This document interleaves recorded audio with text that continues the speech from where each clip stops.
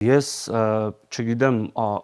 ավելի շատ ով է խաղաղություն ուզում, քան հենց երիտասարդությունը, քան հենց մենք, ամենաշատ այդ խաղաղությունը մենք ենք ուզում, բայց այդ խաղաղությունը մենք չենք ուզում այն ձևով,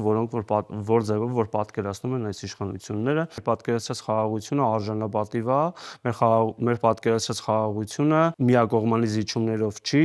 մեր պատկերացրած խաղաղությունը մեր անցյալը ցեղասպանությունը ուրանալով չի։ Մենք ուզում ենք, որ Թուրքիան, մեր թշնամիները, այո, ճանաչեն ցեղասպանությունը, ճանաչեն ցեղասպանության հարցը, արդարությունը վերականգնվի եւ այդ ժամանակ մենք ամենաշատն ենք ուզում, որ խաղաղություն լինի։ Թուրքիայի ցեղասպան քաղաքականությունը, որը 1915-ին տեղի է ունեցել, մինչեւ այսօր չի ավարտվել։ Դրա վառ օրինակը Արցախի բռնի տեղանությունն է, Արցախում իրականացված էթնիկ զտումն է, որը մենք որակում ենք որպես ցեղասպանություն եւ այդ քաղաքականությունը մինչեւ այսօր շարունակվում է փաստացի։ Ու հենց դրա համար է, որ մենք ասում ենք, որ այս ցեղասպանությունը շարունակող, ցեղասպանական քաղաքականությունը շարունակող թշնամի պետությունների հետ խաղաղությունը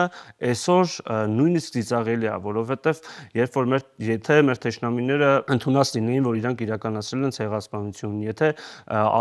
իրանք քաղաքականության մեջ որոշակի փոփոխություններ անեին, մենք բնականաբար այդ խաղաղությունը պատկերացնելի կլիներ ավելի, բայց մինչև այսօր իրանք քաղաքականությունը մնացել է ցեղասպանական ու հենց դրանով է պայմանավորված, որ մենք ասում ենք, որ այս մարդկանց հետ